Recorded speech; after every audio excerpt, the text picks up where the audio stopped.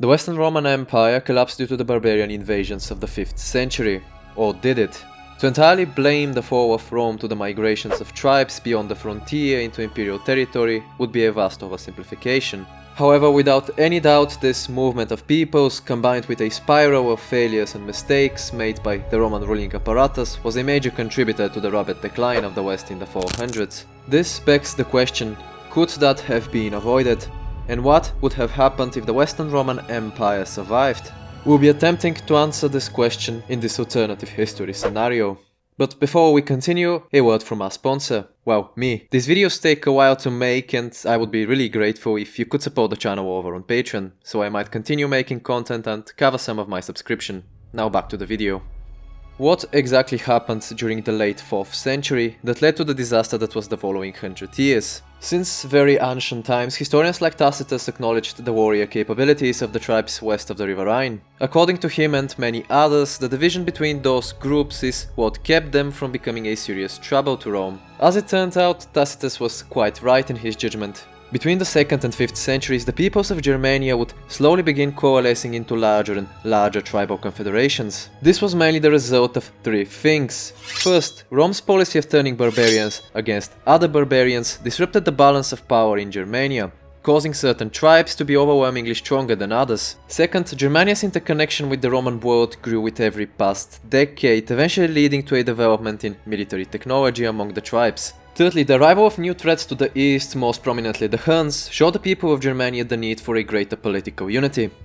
In the 370s, an event that is often considered to mark the beginning of the end for Rome would shake the empire. In 376, the Eastern Emperor Valens would be forced to settle a massive number of Gothic tribes who were pushed by the newly arriving Huns within imperial territory. Being subjugated to extremely poor treatment from the Romans, the Goths would eventually rebel against the empire. Eager and hungry for glory, Valens would not wait for the reinforcements which were promised by his nephew and Western Augustus, Gratian. The Eastern Emperor would march straight against the Goths and be utterly defeated and murdered near the city of Adrianople. This massive Roman defeat would destabilize the empire in a myriad of different ways. First, the death of Valens would indirectly lead to numerous civil wars within the Western Empire.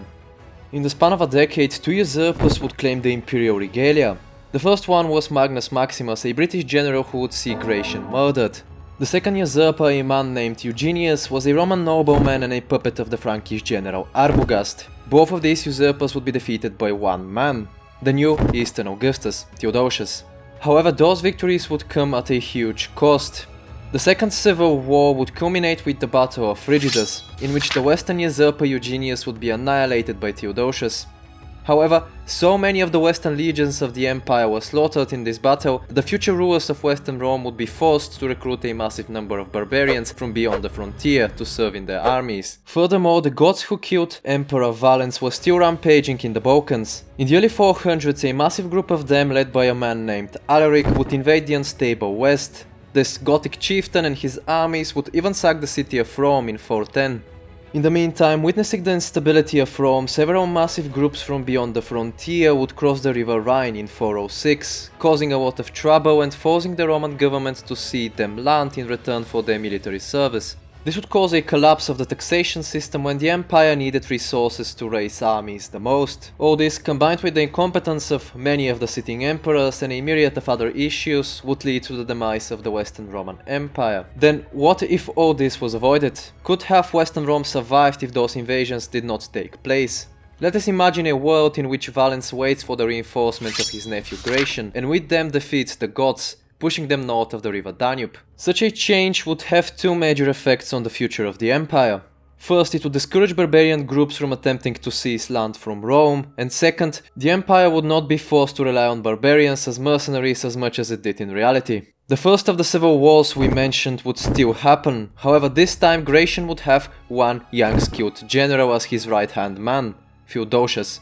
With Theodosius on his side, the troops of Gratian would not abandon him for the usurper Maximus as they did in reality. and so the two young commanders would crush the British general. Theodosius would still assume the position of Eastern Augustus in this timeline. The already old Valens had only one male heir who had died as an infant. And thus, following the death of Valens, Theodosius sits on the throne in Constantinople. For the sake of this scenario, we would assume that Theodosius does not pass away in his 40s as he did in our timeline. In the West, Gratian had also proven himself to be a capable ruler despite his youth, and thus the first half of the 5th century would be a time of relative stability.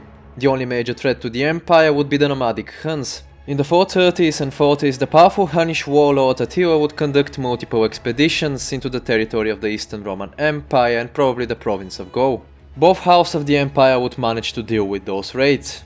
With the disintegration of the nomadic empire of Attila following his death, Rome would finally enjoy a short period of relative peace. The 6th century would see a revived hostility from some of Rome's toughest enemies. The 400s were probably the time of the longest peace between Persia and Rome. Both empires united their efforts to contain the existential threat that were the newly arrived nomadic tribes. The reign of the very competent Persian king of kings Khosrow would see a renewal of Sassanid hostility. In the meantime, sandwiched between two massive enemies, the tribal steppe confederations and Rome, the tribes of Germania would have no choice but to gradually unite into one single entity. The arrival of the nomadic Avars and the plague of the 500s, combined with the German and Persian renewed hostility, would destabilize both the Eastern and Western empires, allowing for a new contestant to arise. The fall of the Western Roman Empire had little effect on the Middle East. The rise of the Islamic Caliphate would still take place. However, in a world where the reconquest of Emperor Justinian never take place, the Muslims would have to deal with a more stable Byzantine Empire. On the other hand, the pressure from the Avar and Slavic tribes combined with the draining wars with Persia would still take their toll on the Eastern Empire. And so the Arabs would conquer Egypt. The Byzantines would keep most of Syria, however, ending up in a better position than they did in reality.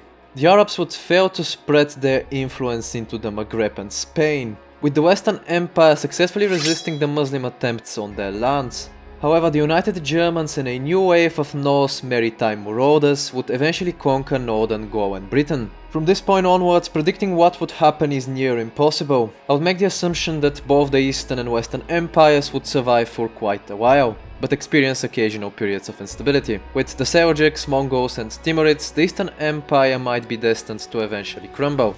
However, the West's fate would likely be different. That concludes the video. Thank you to all who stayed till the end, and special thanks to my patrons who make these videos possible. That was all from me, and I'll see you in the next one.